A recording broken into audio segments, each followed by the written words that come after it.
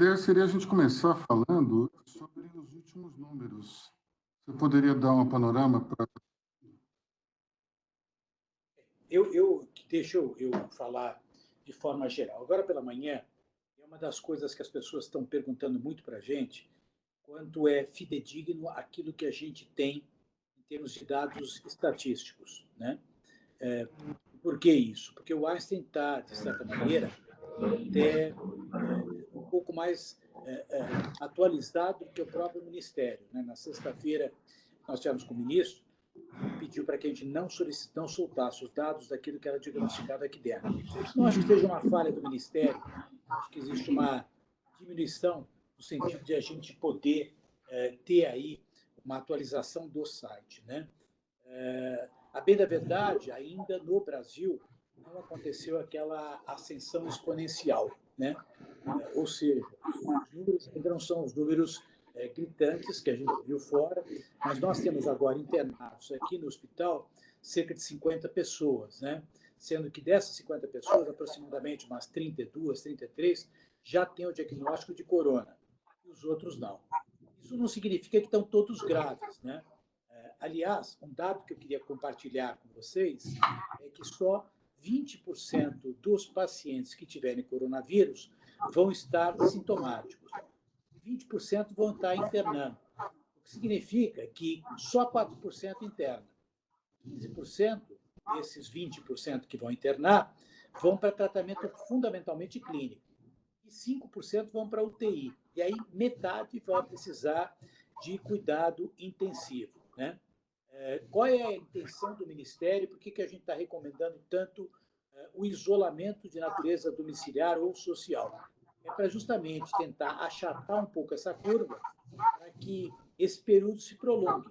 Porque o problema fica sendo grave quando todo mundo precisa, ao mesmo tempo, do recurso hospitalar, né? Então, esse é o grande problema. Não fosse por isso, que é fruto da alta transmissibilidade do coronavírus, desse que nós estamos tendo aqui, muito possivelmente isso aqui seria equacionado de uma maneira mais simples, tá? Mas essa é uma visão geral do que está acontecendo até o presente momento. Legal.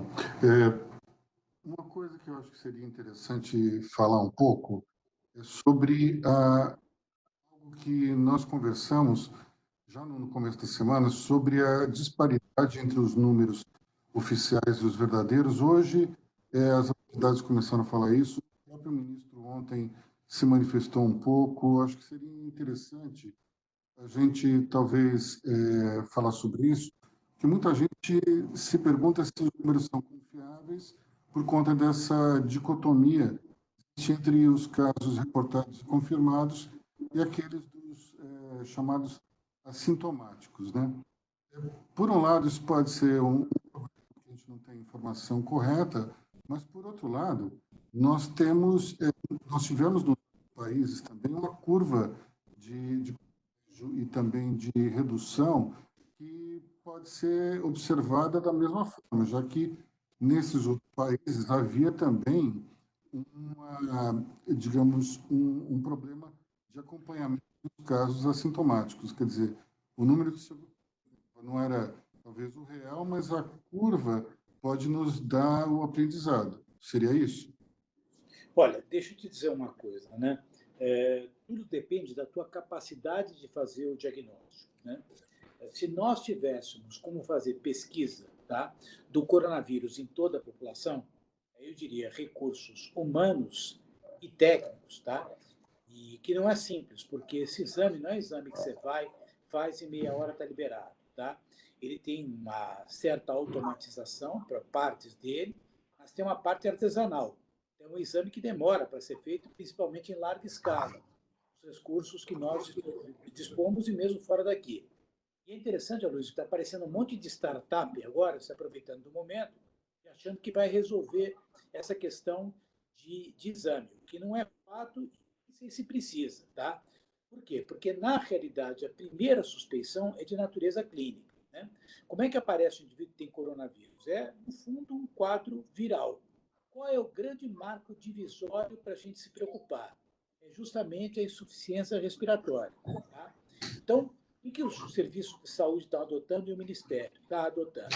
Vamos fazer exame para ter certeza que é quem, de fato, estiver apresentando insuficiência respiratória, portanto, com necessidade de internamento e com certo risco de ir para a unidade de terapia intensiva. Com isso, você contempla para que você tenha a abordagem terapêutica adequada, tá?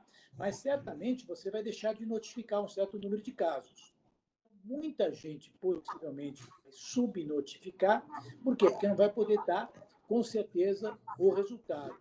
Quem tiver uma simples gripe muito frustra, esse, então, vai passar absolutamente desapercebido. Daí que eu acho que existe uma dificuldade para a gente poder construir esse mapa de dados. Agora, se a gente pudesse ter feito um monitoramento, uma vigilância mais intensa, tivéssemos entrado antes nesse jogo, tá? E tivéssemos disponibilidade de fazer exame numa quantidade maior de pessoas, isso é complexo, por quê? Porque nós estamos falando que existe um risco, uma potencialidade de 60% a 40% da população de ter isso. Então, imagina você ter que fazer pesquisa de coronavírus em 130, 140 milhões de pessoas. É muito difícil, né? Mas aí ajudaria no sentido de você partir para um isolamento social de uma maneira mais direcionada. Pegou o vírus, quer dizer, não impede de pegar depois. Mas se já está com o vírus, você isola. E com isso você achataria e, muito possivelmente, não levaria o problema que eu falei anteriormente, que é de uma superocupação das instalações hospitalares e, consequentemente, das unidades de terapia intensiva e dos seus ventiladores. Mas eu sou obrigado a reconhecer que essa documentação e esse levantamento de dados, no nosso meio, vai deixar a desejar. E, olha, e não é por falha, a gente está acostumado sempre a querer criticar ministério ou sistema de notificação, mas não acho que é o caso. Mas é a estratégia que foi possível de ser tomada.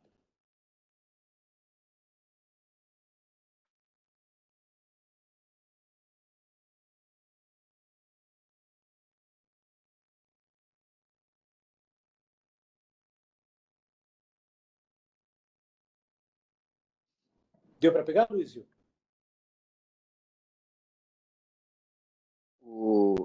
Os dois, tanto da Cris quanto da Luiz, estão rodando. Eu estou achando que eles caíram de novo.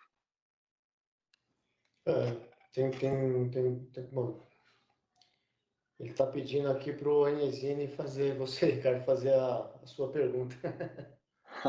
É que eu tinha mandado uma pergunta para ele, Dr. Cláudio, a respeito dessa maioria, desses 80% que vão apresentar sintomas mais fracos, ou não vão requerer internação, enfim.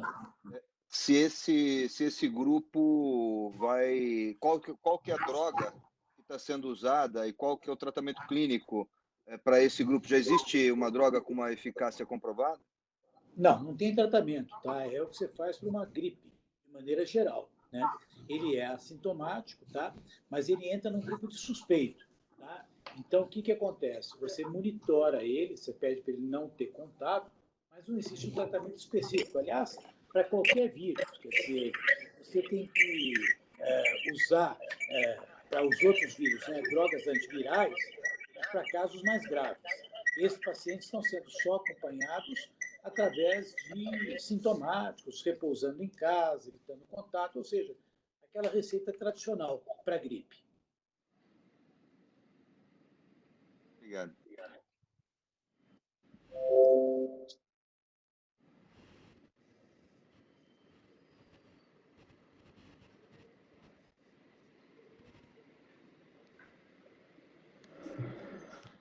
Sacou? Será que o Luiz caiu de novo, hein? A rede dele está... Então, vale a pena... Deixa eu aproveitar, gente, já que Doutor Cláudio, vamos tentar, talvez, falar alguma coisa nova. tem várias... Hoje, durante o dia, tem duas coisinhas que eu queria falar com vocês, tá? A primeira delas é algo que saiu agora a respeito da cloroquina, tá? Vocês devem ter acompanhado, né? Porque também eu tenho receio em relação a isso. A cloroquina é uma droga que é utilizada, é um antimalárico, né? E o que acontece é que fizeram alguns estudos na França, na China, em Stanford, e parece que ela tem um efeito benéfico para quem estiver doente. Tá? O que ela faria? Em tese, ela alteraria o pH intracelular isso teria uma interferência na replicação do vírus. Tá? Então, se isso de fato é verdade, e parece que tem casos já tratados, recebi agora há pouco, inclusive, o telefonema de um colega aqui de São Paulo, que um familiar dele foi tratado no Rio de Janeiro com a cloroquina e que melhorou. Então, pode ser que a cloroquina, que é um medicamento, tenha um efeito positivo, mas, de novo, a gente tem que tomar um cuidado tremendo para que as pessoas não comecem a comprar cloroquina para usar preventivamente, mesmo porque é uma medicação que tem efeito colateral. Claro que em altas doses, tá? Mas não é para começar a tomar sem orientação médica. Mas é um sinal bastante positivo, que foi inclusive anunciado pelo próprio Trump, agora há pouco, na televisão. A segunda questão, sobre a qual eu queria falar com vocês, é sobre as questões do assim chamado isolamento social, ou isolamento domiciliar. Né? Quer dizer, a pessoa que tem sintoma, mas não tem a doença confirmada, e que vai para casa e tem que exercer uma quarentena. O nome quarentena era antigamente utilizado para 40 dias. Né? Quando a gente vê quarentena agora nas agências, né, o pessoal usa para 3 meses. Né? Então, quarentena tem de tudo, mas não é quarentena. Né? Em isolamento, isso sim é o termo, né, estava se preconizando que essas pessoas, se tivessem um quadro confirmado, elas deveriam ficar cerca de 14.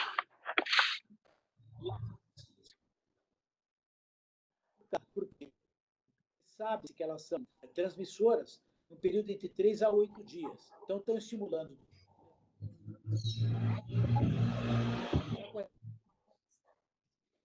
É uma situação desagradável, porque a pessoa tem desconforto, mas ela está bem. Então, a rigor, ela sente vontade de fazer as coisas que ela quer fazer. Né? E ela não pode fazer, não pode ficar saindo, ela tem que ficar resguardada. Né? E aí, claro, a gente fala de uma parcela da população diferenciada, né? E a gente recomenda que num cômodo isolado. Né? Se a gente começar no Brasil, quantas famílias têm 2 cômodos numa casa, a gente vai perceber que tem alguns Brasis aqui dentro. Né?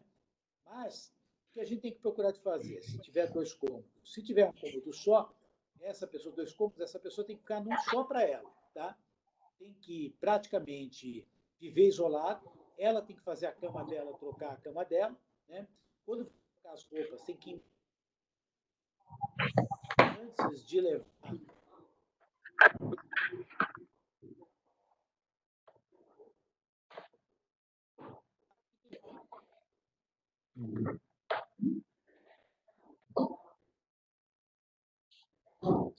Certamente específico.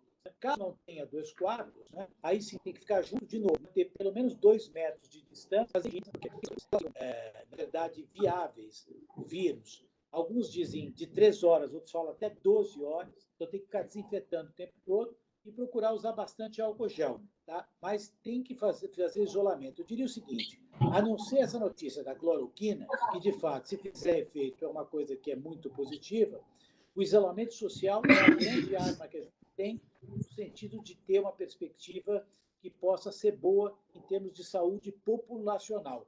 Tá? É muito mais uma questão de organização, de logística, do que propriamente de terapêutica, de ação médica propriamente.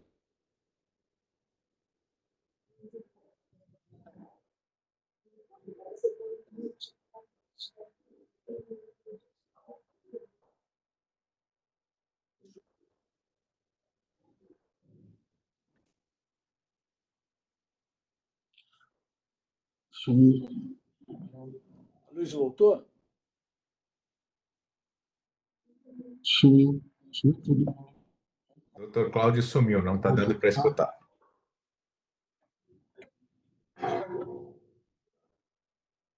Agora voltou. O Luiz voltou, não? Eu voltei. Vamos lá. Primeiro, eu queria pedir para todo mundo desligar os seus microfones, que está dando interferência, e daí isso acaba prejudicando o som e a imagem de todos. Nós tivemos desde o início da semana muita gente trabalhando em home office. Eu vejo aqui, hoje é o nosso último dia, por sinal, no escritório. A partir de amanhã a gente vai trabalhar somente remotamente. Mas o que eu percebo, pelo menos nas vizinhanças, e olhando a Avenida Santa Maria, que fica aqui ao meu lado, está tudo muito mais vazio, as pessoas ficaram mais em casa. isso ainda não produziu nenhum efeito palpável, não é? Olha, Luizio, é lógico que essas coisas a gente consegue perceber só nos números, né? Na medida em que a exponencialidade não cresça da forma como seria previsto em modelos matemáticos, essa vai ser a resposta se a coisa está funcionando ou não funcionando, né? Indiretamente, a gente percebe que é isso que vai trazer resultado, que é o que tinha que ser feito, né? Tanto que em Israel, por exemplo, está todo mundo fechado, isolado, né? Se você olhar aquilo que aconteceu em Singapura, Hong Kong, Taiwan, tá? Eles souberam vigiar, monitorar e intervir precocemente bem antes que a China, né? Coisa que acabou não acontecendo na Itália. Então, por isso que você tem os picos de exponencialidade muito maiores em determinados países comparados com esses três últimos que eu te falei na Ásia, que embora sejam próximos da China. Então, eu acho que é o que tinha que ser feito, né? Mas a gente só vai ver a reflexão disso dos quando eles começarem a demonstrar que não está crescendo da forma como estaria previsto nos modelos matemáticos. Eu, eu vou reproduzir aqui, acho que alguém deve estar com a Covid-19. Corona, né? Por favor, a 2 metros do microfone. Uma pergunta que foi enviada pelo David Markovic é a seguinte, que um estudo preliminar na China mostra que existe alguma relação entre tipo sanguíneo e o risco de coronavírus. Em tese, o tipo O seria mais resistente a esse vírus. Isso é algo que, digamos, faz algum sentido ou é pura especulação? Eu acho que isso pode até ter a ver, né? A gente vai ter muito conhecimento científico na medida em que a gente passe dessa tormenta, né? Mas, logicamente, que o padrão genético é uma coisa que traz mecânicas de resposta frente à agressão de qualquer doença, não só de um vírus, que é diferente. Isso chama-se medicina personalizada, né? A gente usa isso para ver quais são tendências, que determinadas doenças podem ser causadas em determinados grupos genéticos e não em outros, né? Respostas, inclusive, para tipos de medicamento, tá? Então, muito possivelmente, poderá ser levantado no futuro associações ainda mais específicas, que não só do tipo sanguíneo, porque é uma realidade em termos de medicina personalizada, essa associação entre o perfil genético e o perfil de manifestações de doenças e o perfil de respostas a processos terapêuticos. Isso poderia explicar, por exemplo, o fato de que várias pessoas que estavam no avião do presidente da República foram contaminadas e o próprio presidente não? Pode ser, né? E, por outro lado, né, é interessante, né, porque pode existir algum tipo até de reação cruzada, né? Ele pode ter algum tipo de anticorpo, né? E não necessariamente o fato de você entrar em contato significa que você vai apresentar a doença, né? De novo, quer dizer, o perfil genético também é um perfil protetor. Tá? A gente sabe que muitas vezes alguém entra em contato com algum bacilo, né, altamente virulento, e ele não leva a infecção em todo mundo, né? Existem padrões de resposta que são bastante diferentes da dependência do perfil genético de cada pessoa, né? A questão é imaginar qual é o perfil genético do presidente, né? Se é semelhante ao dos filhos ou não, né?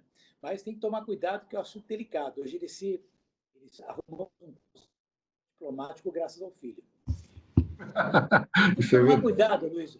No grupo nosso, qualquer coisa que a gente brinque com o Bolsonaro, o pessoal fica bravo. Então tem que tomar muito cuidado.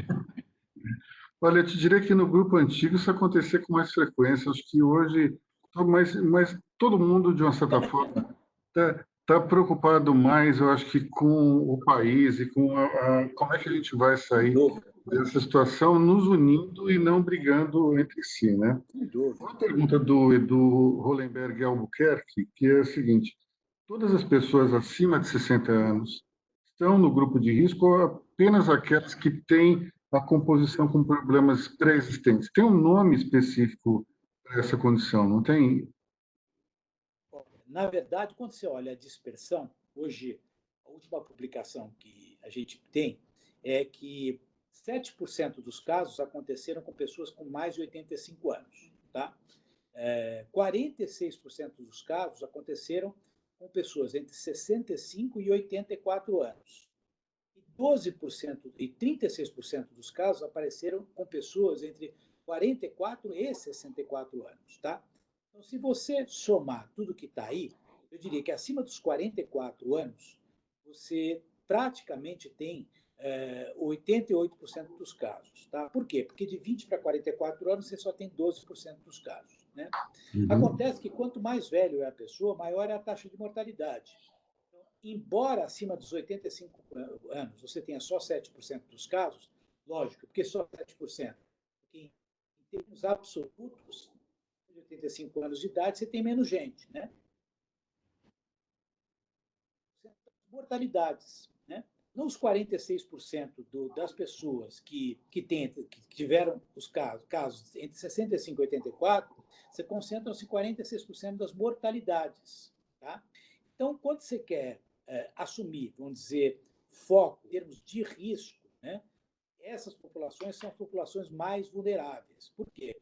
Porque, muito provavelmente, tá, a mortalidade, ela, aos 60 anos, quer dizer, os casos que morreram, não a mortalidade de quem pegou, né? Tomar cuidado para entender bem isso. Ela deve gerar 85, 86% são pessoas com mais de 60 anos, tá? Se não for até um pouquinho mais. Então, quem está abaixo disso raramente vai ter doença. E aí, Luiz, tem que tomar cuidado, porque como são amostras muito grandes, né? Se a gente tivesse condições de segmentar, para verificar principalmente comorbidade, a gente conseguiria entender um pouco melhor esse desenho, tá? Esse é o tema que eu estava querendo lembrar. Hoje, uma das coisas mais importantes, em termos de inteligência artificial, previsibilidade de quem vai internar, quem não vai internar, é casar os quadros de comorbidade. Então, se a pessoa, sei lá, eu tenho 60 anos, mas ela tem obesidade mórbida, ela tem hipertensão, ela tem diabetes, né? Tanto que as pessoas indicam muitas vezes cirurgia bariátrica para evitar justamente essas comorbidades. Porque senão ela vai ter crises para internar muitas vezes, isso vai representar um problema para ela, um problema de saúde pública, inclusive, né? E vai ser muito mais caro. Agora, se o indivíduo é jovem, ele tem diabetes do tipo 1 e é mal cuidado, também é um grupo de risco. É que, habitualmente, as doenças chamadas crônicas não comunicáveis, hipertensão e diabetes, talvez nesse caso especialmente a doença pulmonar obstrutiva crônica, ela se concentra em doenças em populações mais idosas. E aí são coisas que acabam, na verdade, se superajuntando. Inclusive, uso de medicamentos que parecem interferir positivamente para o vírus, como é o caso da enzima conversora de angiotensina, que é usada em pacientes hipertensos, como o caso do captopril.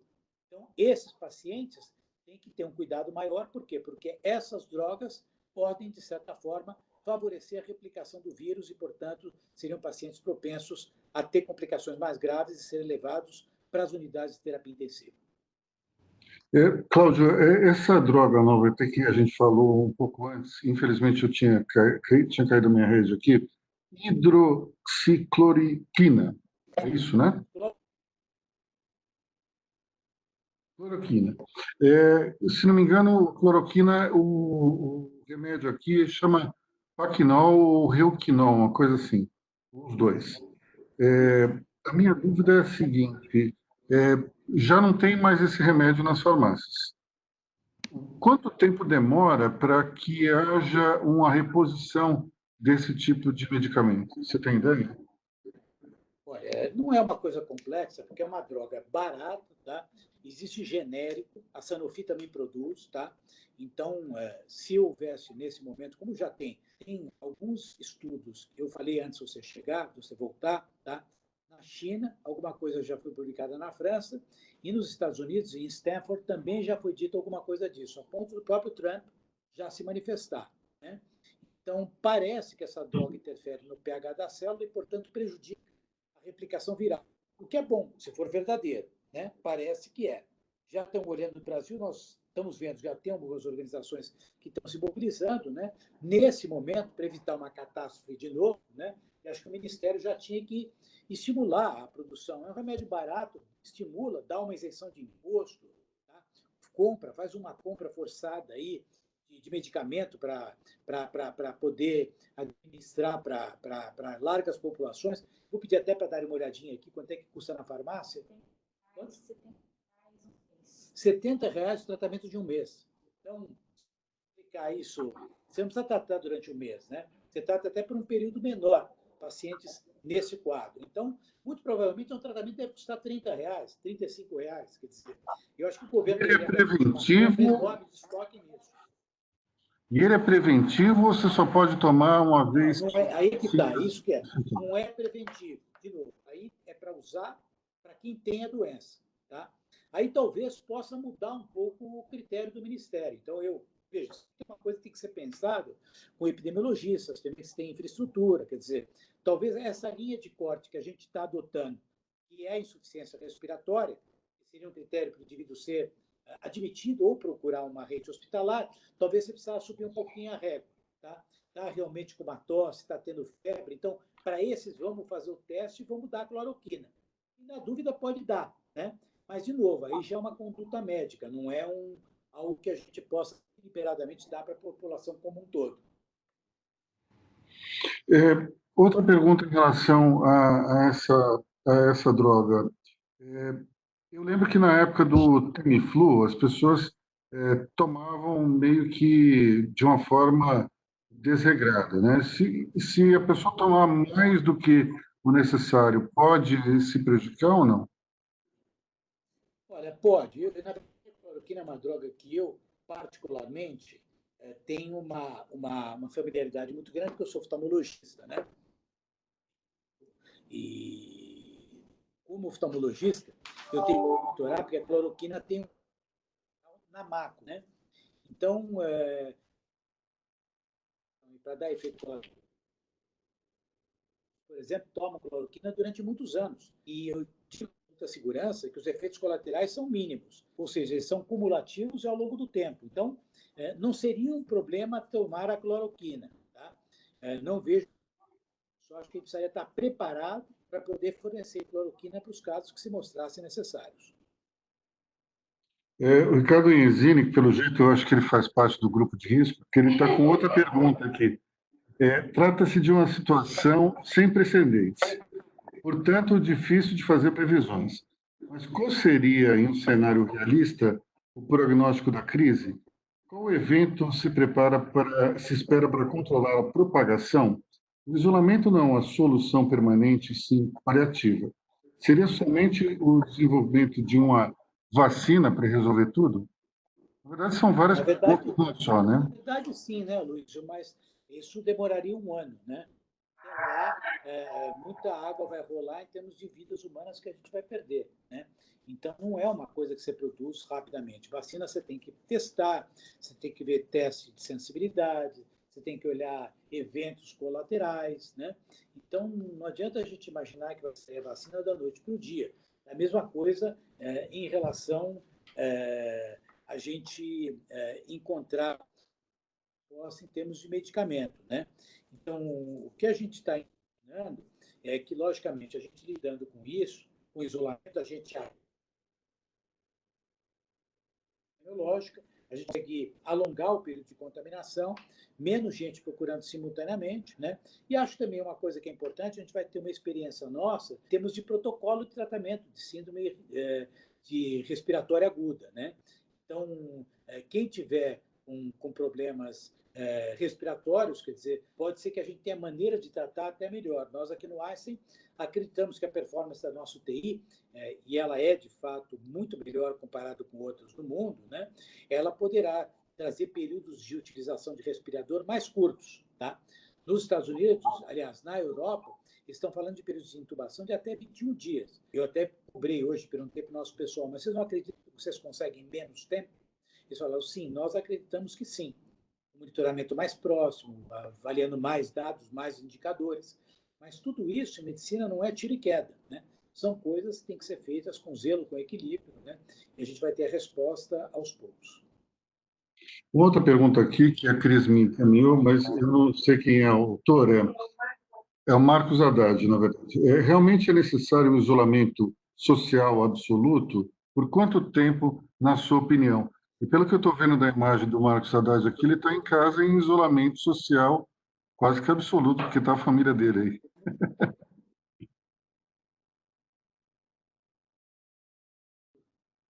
aí. A pergunta... Está ouvindo, Cláudio, de novo? Alô?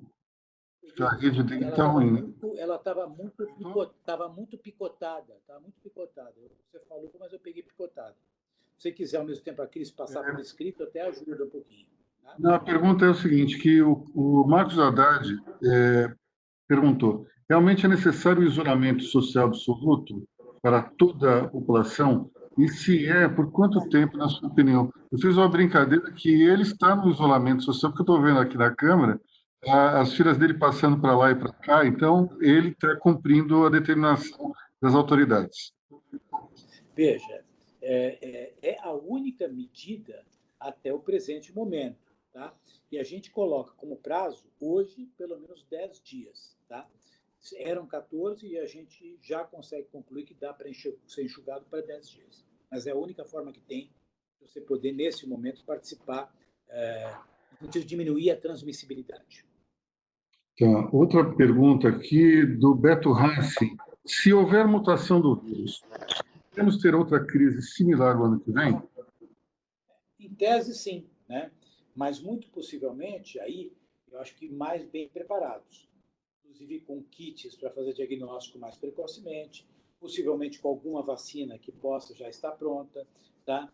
Então aí a gente vai ter já um arsenal que vai ajudar a gente, né? É o mesmo que aconteceu com o H1N1, tá? Foi uma situação muito mais catastrófica no primeiro momento e depois, logicamente, aí já se sabia como lidar com a situação mais tardiamente. Uma pergunta do Luiz Carlos Bento é a seguinte: a cloriquina é igual à hidroxicloroquina?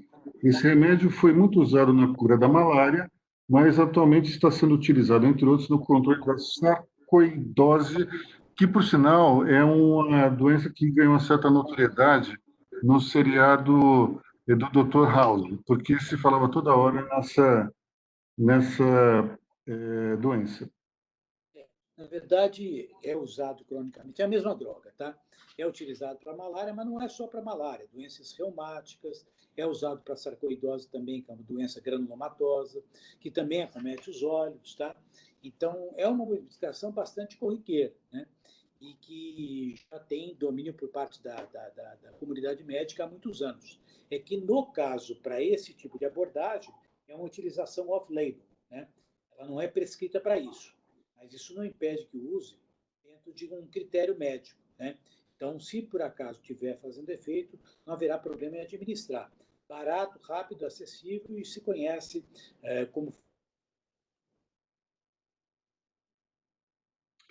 Uma pergunta aqui do Juarez Ortega. Está ouvindo, Cláudio? Estou ouvindo, está perfeito. Uma pergunta do Juarez Ortega, da TransUnion. Se você poderia falar um pouco do quadro brasileiro, como estão os hospitais e qual seria a curva que você acredita que pode ocorrer daqui para frente? Olha, os hospitais brasileiros estão se preparando, né? A gente sabe que o fator que é o grande entrave, fundamentalmente, é o ventilador, né? E a estrutura que a gente precisa de unidade de terapia intensiva, né?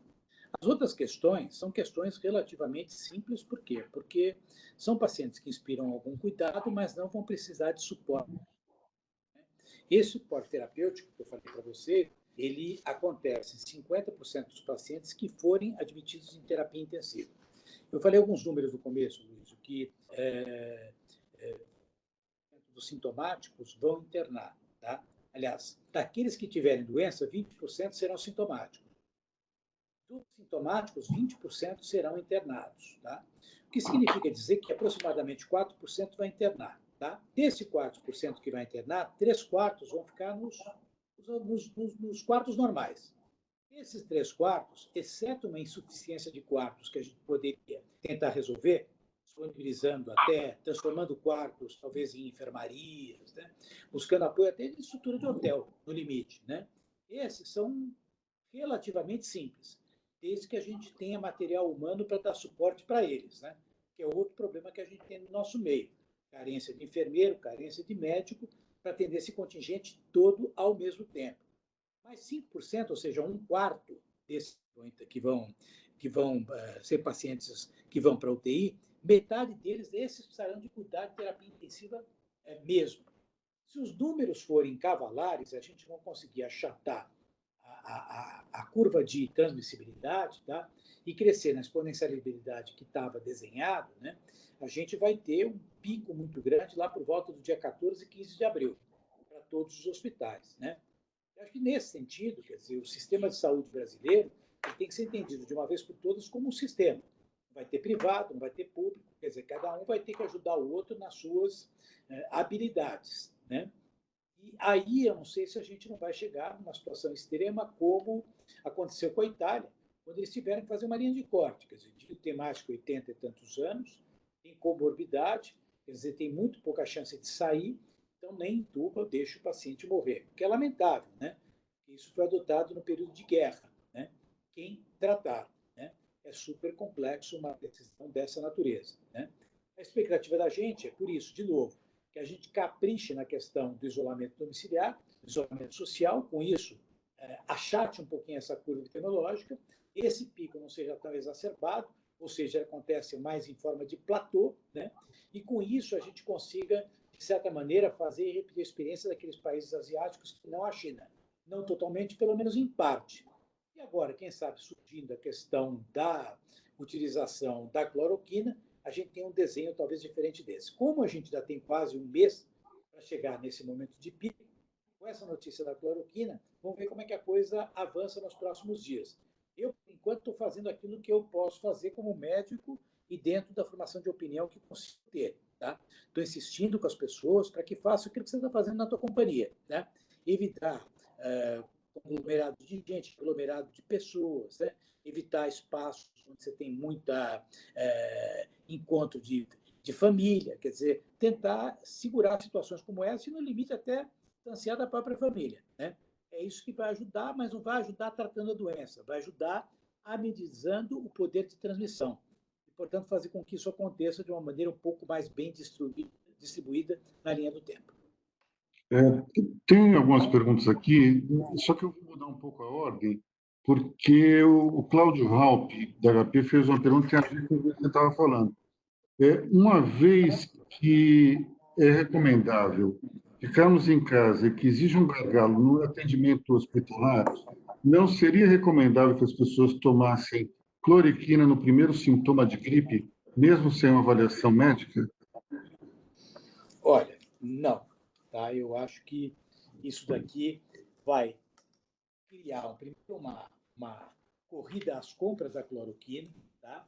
Vai dar um pico tremendo. Os casos mais graves. Tá? Não é que a cloroquina vai fazer efeito para todo mundo. A cloroquina é para quem está com o quadro estabelecido, tá? E tem que ter uma priorização. Nós estamos discutindo, Luiz, um clima de guerra. Por detrás disso, existe uma necessidade de nós adotarmos muito mais uma postura logística do que propriamente ficar dando tiro para todos os lados. Eu participo de um outro grupo de discussão, não tão de alto nível como o nosso Money Report, tá? Mas lá eles estão querendo propor grupos para ficar auxiliando e já apareceu um monte de startup. Eu falei, olha, eu não vou participar dessa discussão.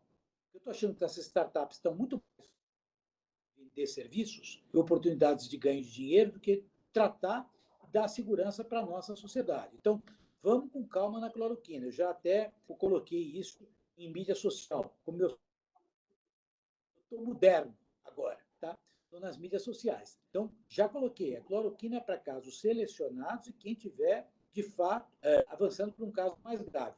Vamos esperar para que os médicos prescrevam isso. Não vamos fazer automedicação.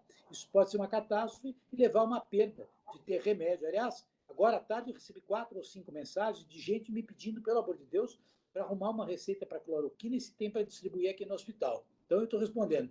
Eu mesmo não estou selecionando para mim. Esperem, é o momento adequado para isso. Duas perguntas aqui que são as mesmas, a mesma. Quem pega coronavírus pode ser contaminado de novo? Uma é o André Freire que fez, e outra, de novo, o Marcos Haddad, acho que talvez ele deva fazer parte também do grupo de risco, estou preocupado. Então, quem pegou coronavírus pode pegar novamente? Não, é muito improvável, não sei que aconteça uma mutação, né? Mas é muito improvável. Agora, qual é a questão, né? A gente sabe que a gente está entrando numa época de gripe, né? Então, pode ter muita influenza, né? E aí, juntar os dois quadros juntos é um problema. Por isso que o Ministério tentou e está tentando antecipar a vacinação. Quem não vacinou, ao contrário da questão da vacinação, está recomendado todo mundo fazer, tá? Então, além do isolamento que eu falei tanto, eu reforçaria, façam os programas de vacinação.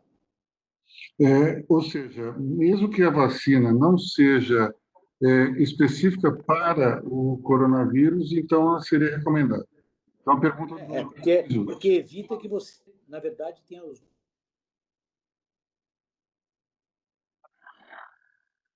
Tá.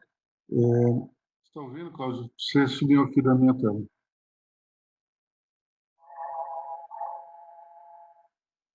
Alô? Pelo jeito eu estou conectado, mas o Cláudio voltou. Voltou. Está ouvindo agora? Estou conseguindo pegar, viu? Opa. Está ouvindo agora, Cláudio? Melhorou. Eu estou bem. Legal. Então, a pergunta da Ana Paula Tosi, uma pergunta que tem um cunho mais social. O coronavírus já chegou nas comunidades? Como controlaremos a propagação nessas áreas de altíssima concentração de pessoas? Olha, o que está acontecendo é que nós já estamos no momento de transmissão comunitária, tá? Então, já está possivelmente se alastrando dentro de uma acontecer, né? Então, é algo que está assustando bastante a gente, né? Mas você, se a gente conseguir realmente comprovar que essa questão... E parece que dá certo, viu? Parece que dá certo mesmo, né? Tem gente melhorando com cloroquina. Aí vocês têm do lado uma comunidade muito grande. Você já percebeu algum aumento nos programas sociais? Não, ainda não. Inclusive, a gente estaria observando alguma coisa dentro dos dois hospitais públicos. Você sabe que o Einstein, hoje, ele é muito maior na área social do que o próprio Einstein aqui do Morumbi. Todo mundo conhece o Einstein como um hospital, e de fato, de muita importância no contexto do atendimento de moléstias complexas, um hospital de referência, né? É um hospital, aliás, que é um hospital, falo com muito orgulho isso, embora seja algo ruim, mas é o hospital do sonho da sociedade, né? Mas nos últimos 10 anos, até um pouco mais, nós expandimos muito o nosso leque de atuação. Então, o Einstein tem hoje dois hospitais públicos, né? O M. Boimirim e o Vila Santa Catarina, né? Tem uma série de movimentos nas AMAs, né? E a gente, até o presente momento, o pico está muito parecido com o que a gente tem aqui dentro. Nós estamos cuidando da infraestrutura que a gente faz para o AIS, estamos cuidando também para os hospitais públicos. Então, se tivesse algum sinal vermelho, a gente já teria aqui com a gente algum dado mais fortemente indicativo. Uma pergunta do Itoshi Castro. Quanto tempo, ou melhor, quanto custa um ventilador e tempo para entrega? Ele pode ser usado fora da UTI, em quartos hospitalares comuns, por exemplo? Olha, um ventilador custa mais ou menos uns 60 mil reais. Com a falta, está tendo até um certo leilão aí. O pessoal está subindo para 100 mil reais. Tá? Não tem muito ventilador para entrega. Tá? A questão do ventilador é que, habitualmente, ele é utilizado e você precisa de recursos, não é só a ventilação. Você tem que sedar o paciente, você tem uma questão de perfusão sanguínea, então você tem que medir o quanto está sendo perfundido, você tem que avaliar a função renal, então tem outras coisas que cursam ao lado. Quer dizer, não é só o ventilador e deixar a pessoa ventilando, né? Você tem que olhar a pessoa como um todo, quer dizer, é o acompanhamento de um paciente e não só da função respiratória. É acompanhamento de uma equipe médica e não só de um médico, uma equipe multiprofissional. A pergunta do Renato Opsi-Blum. O teste identifica quem já pegou e foi assintomático?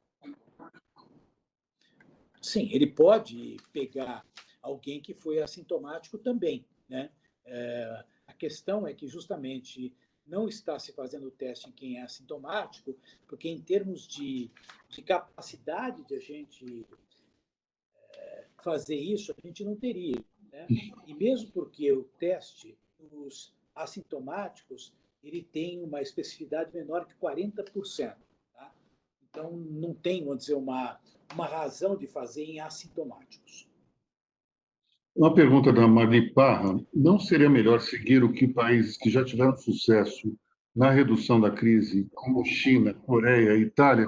Eu imagino que ela esteja se referindo ao fato de que houve um isolamento social radical e determinado pelos governos. O que está tentando se fazer, né? Ainda não é obrigatório, mas ele está sendo recomendado, né? E aí, Luiz, eu acho que existe, não é, sabe, o Brasil tem uma linha de relação, não quero estender aqui, entrar em debate de natureza política, falar sobre democracia ou democracia, mas tem que ter uma consciência individual, né? Se está todo mundo dizendo que é para ter isolamento social, tá? O que a gente vai esperar para fazer?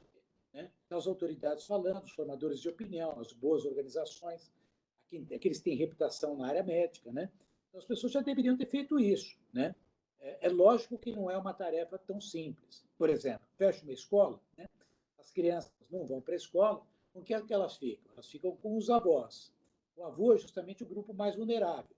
Você vai expor o avô a desenvolver o quadro do corona por conta do contato com o filho. Então, essa organização a sociedade tem que ter, né? Companhias que podem fazer home office, algumas não dão. Então, por exemplo, na nossa área, na área da medicina, não dá para fazer home office. Quer dizer, a não ser uma pequena parte que dê suporte. Mas nós temos que ser soldados e nos colocar aqui na frente. Tanto que eu sou oftalmologista, não atendo, mas eu estou aqui presente para dar um indicativo e uma referência, um exemplo, de que nós não podemos nos afastar. Nesse momento, os membros do Exército, que que estão na guerrilha, são os profissionais da saúde. Eles têm que estar na frente. E aí, preparar os jovens, porque como o jovem tem menos chance de ter complicação, né, ele tem que sofrer o mentoring, ser tutorado pelo mais velho, mas ele tem que estar na linha de frente examinando e botando a mão no paciente.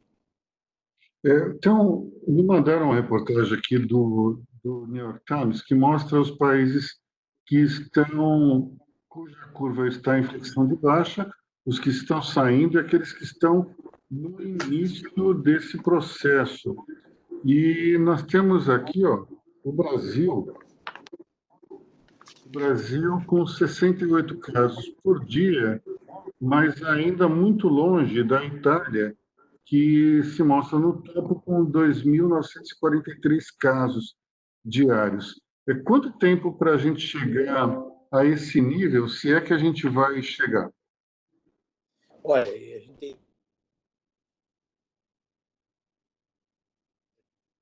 isolamentos, números, aquilo que a gente estudou, é que eles deveriam dobrar a cada 6 dias. Né? Então, mas a gente está longe ainda daquilo que aconteceu na Itália. O artigo da Luiz, eu também recebi ele. Tá. Uma pergunta aqui do Juarez Ortega de novo, assim, tem como escalar a capacidade de fazer testes? O que está limitando? Só para complementar antes de você responder, Cláudio, até a última conversa que eu tive com o Sidney, que comanda o hospital, com a sua ajuda, ele me disse que a capacidade do Einstein é de 3.500 exames diários e que estavam em 1.700 antes de decretar que somente os sintomáticos poderiam fazer o evento. Então, ainda tem um certo colchão de seguranças, né? Sim, mas a questão é o seguinte: 3.500 para uma população de 210 milhões de brasileiros é insignificante, dá na mesma. Sem dúvida. Então, adotou-se aquilo que é mais adequado com uma medida de natureza epidemiológica. Né? É que, para alguns ainda, paira o pensamento que nessa hora eu tenho dinheiro, eu posso pagar. E não é esse o pensamento. Nós estamos num cenário de catástrofe onde a gente tem que alocar de forma o mais inteligente possível. Né? Por quê? Porque é um problema de saúde pública, uma pandemia, não é algo que afeta uma população específica. Não é um exame de glicemia para um rico, tá? Onde você tem aí 15 milhões de diabéticos que estão sob controle de uma doença crônica no país inteiro. É algo que pode, de repente, no limite, pegar entre 40% e 60% da população. Imagina se todo mundo estiver precisando de atendimento. Então, é muito mais fácil e pragmático você fazer uma triagem recomendando isolamento social para quem tem sintomas, mesmo que sejam leves, do que fazer um exame que demora 2 ou 3 dias, por mais escalável que seja, e que não vai acrescentar muito em termos de medida a ser tomada. Por quê? Porque aquele que precisar internar vai internar, e aquele que precisar ir para casa, que for só for um fator positivo e não tiver, quer dizer, mostrar que é positivo para o coronavírus, mas não tiver uma sintomatologia muito rica, ele vai ficar em casa. Então já manda para casa, que é muito mais prático. O país já está parando, quer dizer, não vai mudar grande coisa aquilo que está acontecendo. Uma pergunta do Renato Lopes Blum. Pode pegar H1N1 e corona ao mesmo tempo?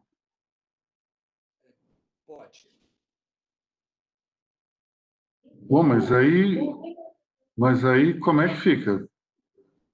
É complicado, né? É complicado. Por isso que você decidiu, tá, antecipar a realização da vacina. De novo, Luiz, quero repetir o que eu falei antes, algumas pessoas talvez tenham perdido, tá? O pessoal quer vir no hospital para fazer teste do coronavírus, que não vai mudar nada. Porque se ele está pedindo para fazer o exame, é porque não foi o médico que pediu. Não, muito possivelmente ele não tem. Ou ele faz parte daquele grupo absolutamente assintomático, tá? Se tem suspeita, vai para casa e fica em casa. Agora, tem que fazer vacinação para influenza. Por quê? Porque se suprajuntar os dois quadros, a gente vai ter problemas para poder fazer diagnóstico. Tanto que tem gente internada aqui dentro, quando a gente olha o nosso monitor diário, a gente tem pessoas que têm lá o diagnóstico estabelecido e tem outros que ainda não estão confirmados. Por quê? Porque aí sim você tem que fazer a pesquisa do coronavírus, tá? Então, vacina, é isso que tem que fazer. Não pode pegar os dois juntos, vai ser muito ruim, vai dificultar, vai atrapalhar para o tratamento. Quer dizer, é uma irresponsabilidade não fazer a utilização da vacina. É desnecessário, sob a medida epidemiológica e sob gestão populacional, que se faça a pesquisa, porque isso não vai mudar em muito as condutas e não vai mudar em muito o impacto que vai ter nos sistemas de saúde, principalmente nas terapias intensivas. Pergunta do Luiz Chicani, da Bencorp. Empresários querem ajudar na aquisição de ventiladores de UTI para hospitais com menor estrutura. Se você conhece uma iniciativa dessas do AC Camargo, se sugere algum hospital para que haja essa ajuda. Olha, assim de cabeça eu não sei. O problema é encontrar respirador para comprar. Esse é o maior problema, mas eu acho que seria um trabalho bonito para ser feito. Chicane é uma pessoa muito respeitada, é bom até receber uma notícia dele, uma mensagem dele, tá? Mas uma pessoa séria, de repente poderia ter ser uma tarefa a ser capitaneada por esse grupo de pessoas que estão aqui nos escutando, né? No sentido de conversar com as Santas Casas, conversar com o Rogatti, que é o presidente das Santas Casas, e ver se a gente encontra alguns espaços, algumas lacunas, para poder ajudar. E aí tentar comprar, né? Eu acho que o grande estímulo que o governo poderia dar é algum apoio de natureza fiscal, né? E tentar, de alguma forma, minimizar esse efeito que essa carência tem. Eu acho que tem hospitais, logicamente, no Brasil que vão se beneficiar muito se um grupo de empresários se sensibilizar e se mobilizar. Acho bem lembrado, vindo do Chicane, não esperaria algo diferente, não. Grande Chicane. Chicane esse que vai se casar daqui a pouco. Será que o Chicane vai manter o casamento? A Cris está dizendo que ele adiou o casamento. Muito bem, Chicane. Essa foi uma decisão sábia, acertada. Salvo pelo coronavírus. Em primeiro caso, salvo pelo coronavírus. Vamos lá, mais uma pergunta. Aqui é do Amaury Segala, que é nosso editor-chefe do Money Report. Remédio Avigan, desenvolvido pelos japoneses, também se revelou eficaz. No que ele se diferencia do remédio antimalária? Olha, para te falar a verdade, tá? Eu conheço pouco a respeito disso, tá? Ele é um antirretroviral, tá? E ele não é um remédio parecido com o antimalárico, né?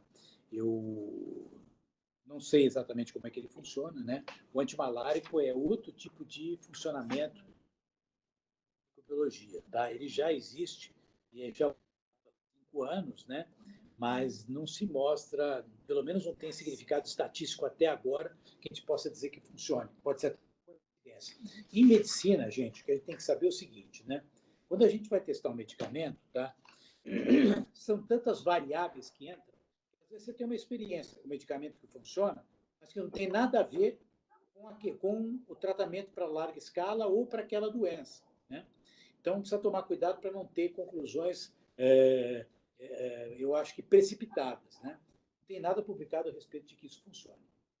Eu vi, só complementando, antes de passar a próxima pergunta, eu vi uma reportagem da Fox News na qual aparecia, um dos âncoras entrevistava um pesquisador dizendo que num grupo da França havia tido uma eficácia do Avigan de 100%. Eu acho esquisito, porque eu nunca vi, do ponto de vista estatístico, 100% de acerto num ensaio clínico. Mas, enfim, porque aqui é a observação feita ali no programa da Fox News. Outra pergunta do Itoshi Castro. Cláudio, você acredita que a temperatura diminui a força do corona, contamina menos? Olha, parece que sim. Se você olhar, inclusive, as estatísticas brasileiras, né, é que a gente fica na dúvida, né? Mas se você olhar norte e nordeste, praticamente não tem caso, né? Será que isso está relacionado com a temperatura? Será que o calor inativa o vírus? Ou será que as pessoas, por estarem no ambiente mais tropical e mais quente, elas têm menor propensão a ter quadros virais, né? Então, parece ter alguma correlação, sim. Olha, eu tô com suspeita de corona.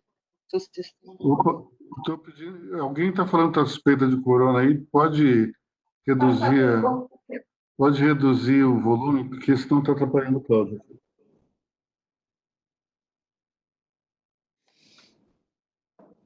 Pode voltar? Tá, então, parece ter alguma correlação em relação à temperatura. O que a gente está observando por dados, né, de fato, né, a gente vê que no norte e nordeste do Brasil praticamente você não tem casos que foram notificados, né? Isso é uma falha do sistema de notificação ou isso é uma constatação relacionada à temperatura? A temperatura teria um papel em cima do vírus ou a temperatura teria uma condição de proporcionar um ambiente de maior resistência para o hospedeiro, né? Então, o que a gente está observando é que, de fato, em climas mais quentes, menos expressão de doença. Uma intervenção aqui do Renato Opsi-Blum. A vacina da H1N1 já está em falta. Acabaram de cancelar a vacinação no meu condomínio e daí tem uma observação. Sou o vizinho do Cláudio.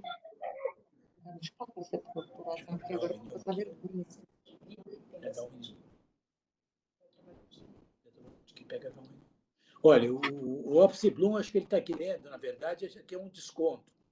Está apelando, porque é meu vizinho e tudo. Se ele vier aqui no Einstein, tem tetravalente, ele pode tomar, tá?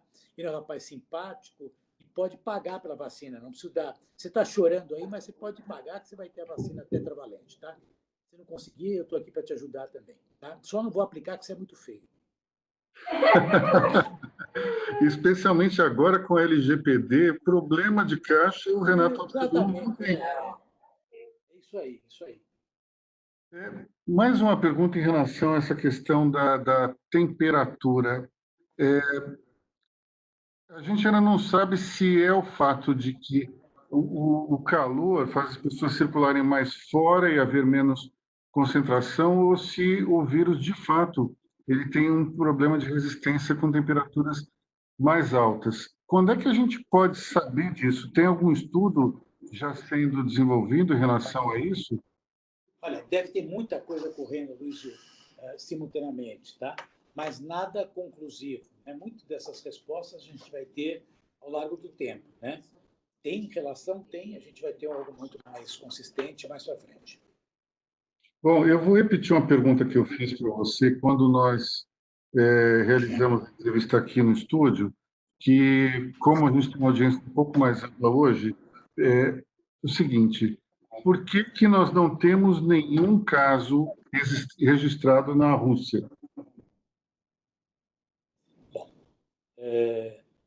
Você fez essa pergunta para mim, eu já tive certa dificuldade para responder, né? E vou seguir com o mesmo tipo de dificuldade. Acho que o grande expert para essa resposta talvez seja você mesmo, né? A gente sabe que os dados que vêm da Rússia não são dados tão simples, né? São coisas relativamente complexas. Não é só as questões de saúde, são de outras naturezas, né? Para quem estuda um pouquinho de geopolítica, né? A gente talvez consiga imaginar que talvez isso interesse por detrás disso. Aliás, eu ouvi de tudo, né? Essa questão não é uma questão que foi uma invenção dos chineses associado aos russos para prejudicar os Estados Unidos, né?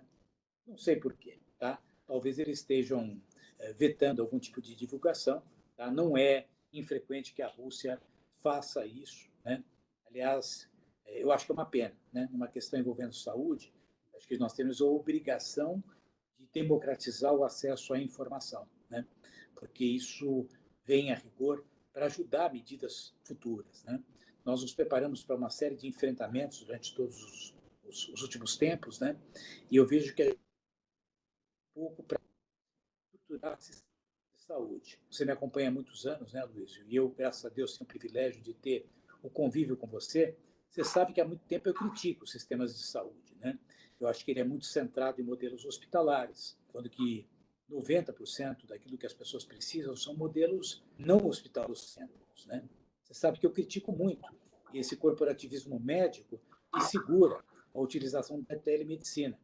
Nós estamos pagando agora um problema sério. Por quê? Porque grande parte, como eu disse para você, das pessoas poderiam estar sendo atendidas em estruturas mais leves, fora de hospitais. Os hospitais estariam aí com infraestrutura destinada para aquilo que de fato elas precisam. São unidades de terapia intensiva, pacientes graves. Se o Conselho Federal de Medicina não ficasse aí discutindo telemedicina nos últimos 3 anos, depois de ter propagado uma lei de regulamentação, não tivesse suspendido, talvez muita coisa que a gente está fazendo a gente estaria agora resolvendo através de recursos de telemedicina, né? Que já está regulamentado nos Estados Unidos desde 1996.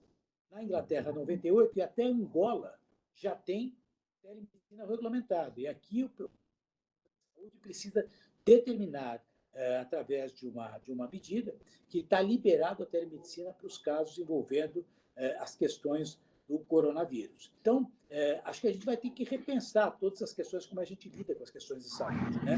A gente discute saúde a cada 4 anos, sempre no bojo dos períodos eleitorais. Todo mundo promete que vai fazer um monte de coisa, né? Entra governo, sai governo, em vez de ter uma linha de continuidade, né? O Brasil tinha que ter um plano digital de saúde. Quer dizer, o Brasil devia ter um processo de avaliação, você está vendo, quer dizer, que quem está se manifestando são médicos que são infectologistas. É importante? É importante, mas isso é um problema epidemiológico. Não é remédio que você vai dar, é como é que você vai organizar o sistema, é como é que você vai quebrar a cadeia de transmissão, é como é que você vai dispensar medicamentos de forma adequada. Então, o que menos está importando, e eu falei isso várias vezes hoje, é o tal do teste do corona. O que menos está importando é, sabe, como é que a gente vai ter o respirador ou não, senão como é que a gente vai organizar o sistema. E esses debates são debates muito pobres. Quem sabe a gente saia disso uma visão um pouco mais crítica a respeito de quem a gente está entregando as decisões de saúde no nosso país. O nosso ministro tem feito um trabalho muito bom. Eu acho que ele está trabalhando bem, né? Mas ele está fazendo um remédio naquilo que é possível diante da realidade brasileira, que é uma realidade muito pobre, e, infelizmente, eu diria que essa é a realidade internacional. Nós temos que olhar para as questões das epidemias de uma forma um pouco mais qualificada, enfrentar as questões de envelhecimento de uma forma um pouco mais determinada e sermos realistas e menos corporativistas. Eu acho que seria interessante falar um pouco sobre essa questão de telemedicina, porque as pessoas não têm muita noção de uma informação que é super relevante. A legislação diz o seguinte: para você fazer uma operação, uma consulta de telemedicina, você precisa ter médico dos dois lados. Por exemplo, se eu tivesse aqui fazendo uma consulta com o Cláudio do outro lado da tela, eu teria que ter um outro médico do meu lado, segundo a lei, não é isso, Cláudio? Na verdade, é assim que é colocado, né? Mas a gente sabe que dentro do âmbito da natureza constitucional, isso não se sustenta, porque é uma opção da pessoa ela ter acesso, e o livre acesso, né? Então, possivelmente, isso, de alguma forma, no limite, não seria alguma coisa que não seria sustentável diante de um debate junto ao júri, né? O Einstein faz telemedicina, né? Junto às plataformas da Petrobras desde 2012, quando eu trouxe a telemedicina para o Einstein para o Brasil, né? Essa coisa não é nova, né? Eu hoje sou presidente do conselho, mas fui presidente da diretoria do Einstein durante 15 anos, estou aqui, trabalho e bastante, graças a Deus. Mas o que posso dizer é que a gente tem que ter a coragem para buscar coisas que sejam úteis mediante a necessidade do cidadão. E a verdade, Luiz, é que os ricos já estão tendo acesso à telemedicina, tá?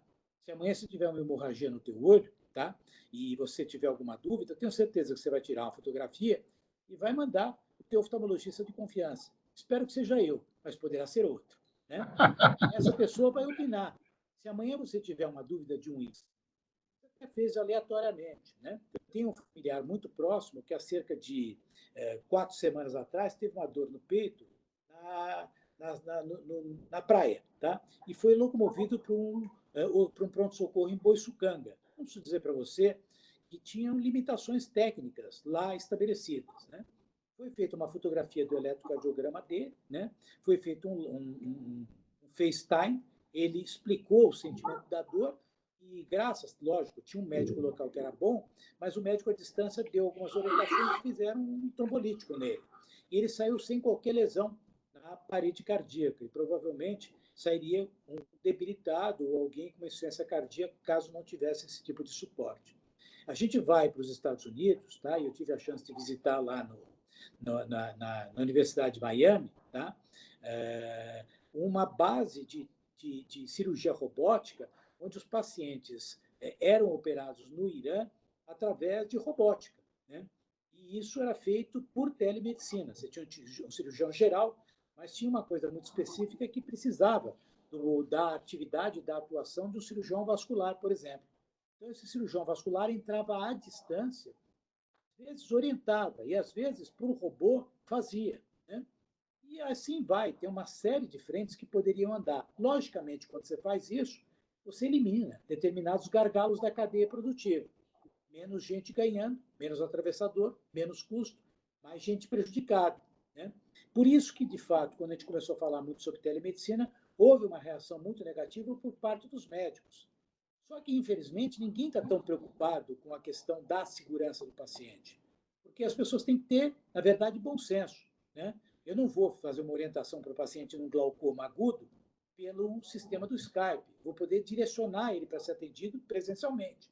Mas uma conjuntivite, eu posso pelo menos trazer um conforto para aquele paciente e ver ele dentro de condições mais favoráveis que não dentro de um pronto-socorro. Então, quem sabe exista aqui uma oportunidade para um resgate ético por parte de todos, tá?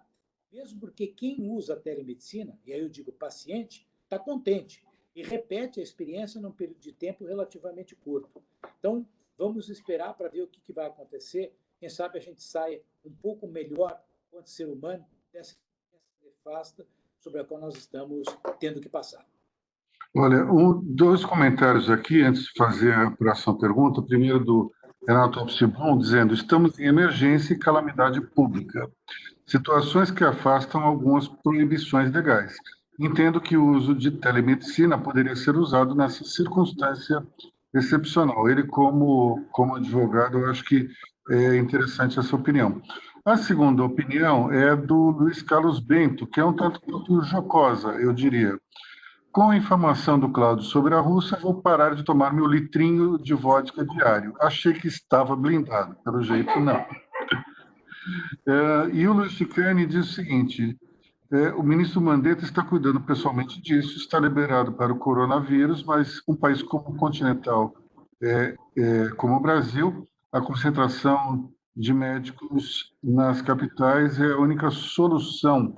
E ele aproveita para fazer uma pergunta que eu acho que você já respondeu, mas como teve gente que entrou depois, a pergunta do Chicane é a seguinte: se conseguirem encontrar sulfato de hidroxicloroquina ou Plaquenol 400 mg, tomar um comprimido por 10 dias preventivamente é uma boa conduta ou somente com sintomas? Não. Isso é para quem está com vírus, tá? Quer dizer, a mudança do pH faz sentido para quem já está com a viremia. Senão você vai tomar, não tem o vírus, quer dizer, o que adianta? Não é que isso aqui previne, não é uma vacina. Isso aqui tem que ser usado na vigência da doença, tá? Então é uma indicação médica. Não saia comprando que vai acabar com os estoques de cloroquina e não vai trazer vantagem pessoal nenhuma, exceto se for necessário para cada uma dessas pessoas. Tem aqui também uma pergunta, na verdade, um raciocínio que você comentar do David Markovitch, que ele está no México, e é um pouco extenso, mas eu acho que vale a pena a gente falar. Primeiro, eu queria deixar claro que no grupo LVMH seguimos totalmente as recomendações das autoridades sanitárias federais, estaduais e municipais. Todas as nossas lojas do território nacional estão, a partir de hoje, fechadas ao público. A grande maioria dos nossos funcionários estão trabalhando em home office. Estou deixando claro isso para evitar que se confunda a posição da minha pessoa jurídica com a minha de pessoa física no raciocínio que formulo agora, que é o seguinte: estamos vendo os vários governos das maiores economias do mundo despejando trilhões de dólares e de euros para enfrentar essa situação do Covid-19. Ao invés de paralisar totalmente a atividade econômica mundial, com o intuito de reduzir a propagação da contaminação para resguardar a população em risco, mas descontrolando a economia mundial com sérios riscos de retomada, ele diz o seguinte: pensando fora da caixa com criatividade, não teria sido mais eficaz e com menos efeitos colaterais isolar a população de risco em hotéis, navios, ginásios, etc., para que assim deixaria o resto da população com boa saúde continuar a atividade econômica e, com isso, evitar a total ruptura do sistema que estamos assistindo agora? Olha, eu acho que é uma pergunta lúcida, né? Mas não é tão simples de ser resolvida, né? Eu já pensei se não seria o caso de a gente pôr os jovens para que todos pegassem de uma vez só, já que vai ter pouco risco no sentido de vida, né? E aí eles estariam livres para voltar a trabalhar e deixariam isolados os mais velhos para não pegar por parte deles, né? Agora, isso é muito bem resultado daquilo que a gente está assistindo. Quer dizer, quando a gente fala de pandemia, a gente está falando somente dos reflexos que acontecem nas questões de saúde, senão toda uma interação com conceitos de mobilidade, com conceitos de economia, né? Então, é algo para a gente ser pensado, né? Eu tenho minhas dúvidas, acho que precisaríamos raciocinar juntos a cabeça de médicos e não médicos para ver o que seria mais adequado em termos de manter a atividade econômica de uma sociedade. Tem uma pergunta aqui que eu não consigo enxergar a pessoa, mas há uma expectativa de diminuição do tempo para o resultado do teste? Olha, sim, tá? Logicamente que isso vai depender de a gente poder sofisticar as plataformas de que faz o teste e vão surgir outros kits que são mais rápidos, né? Como foi uma coisa que teve que praticamente ser criada, é bom a gente voltar atrás, praticamente 2 meses atrás não tinha como fazer teste, né? Você não conseguia identificar, né? Então, agora, nesse momento, acho que a coisa já está melhor e a tendência, logicamente, é melhorar isso, claro. Bom, a gente já está aqui há quase 1h30, então eu acho que a gente vai. Alguém tem alguma última pergunta para fazer para o Dr. Cláudio Luttenberg?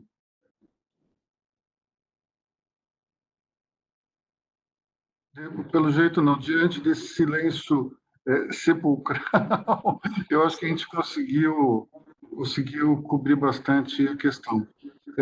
O Laércio Albuquerque da Cisco, que nos ajudou aqui nessa videoconferência, ele está gravando essa conversa toda e nós vamos colocar esse vídeo à disposição de todos que fazem parte de Money Report Agenda de Líderes, no sentido de que não fique somente entre nós, mas que nós possamos divulgar isso tudo para quem nós achamos que for necessário. Então, eu queria agradecer muito a disposição do Dr. Cláudio Luttenberg, a paciência dele para ter que, pela talvez enésima vez, durante o dia de hoje, ter que tirar as dúvidas das pessoas que o procuram. Imagino que, diariamente, o número de ligações que ele está recebendo é gigantesco para falar sobre esse tema. Então, mais uma vez, Cláudio, muito obrigado. Em nome meu, nome da Cris, em nome de todo mundo aqui que entrou na videoconferência também, que está acompanhando pelo grupo, muito obrigado pelo esclarecimento e pela sua disposição, viu? Só um detalhe, agora há pouco acabei de receber que a ABA está desenvolvendo um teste que vai ser capaz de dar a resposta em 7 minutos. Você vê como a coisa vai avançar. E queria dizer para você que, para mim, tenho muito respeito por vocês, profissionalmente, pessoalmente, e pelo grupo de pessoas que estão ligadas a vocês dois. Tá? Você citou aí pessoas por quem eu tenho muito carinho e respeito, porque são pessoas do Brasil.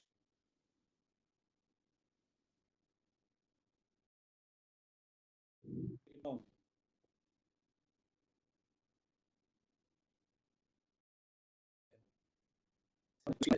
para a minha sociedade, para o meu país. E que venham outros desafios, que não precisam ser necessariamente em termos de calamidades. E, aliás, melhor que não seja.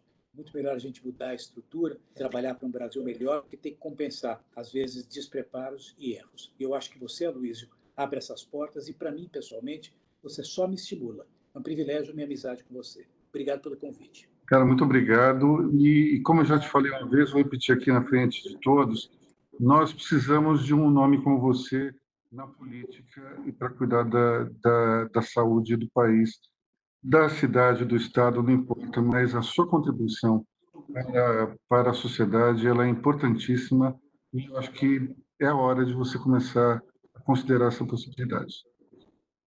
Vamos torcer, vamos pensar. Você falar, eu preciso te contar, confessar para vocês todos, tá? Aqui no Einstein eu sou presidente do conselho.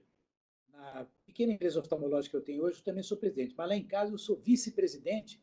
O cachorro faleceu, porque nem isso era. Eu preciso da autorização do lado de lá, tá bom? Obrigado. Um abraço, gente. Bom, para encerrar, eu vou dizer o que eu sempre digo para todo mundo em relação a esse tema que tão sabiamente o Cláudio está falando. Eu sempre digo o seguinte: a vida é minha e eu faço dela o que minha mulher mandar. Legal, um abraço. Tchau. Tchau, meus amigos. Até logo. Muito obrigado pela audiência. Até logo.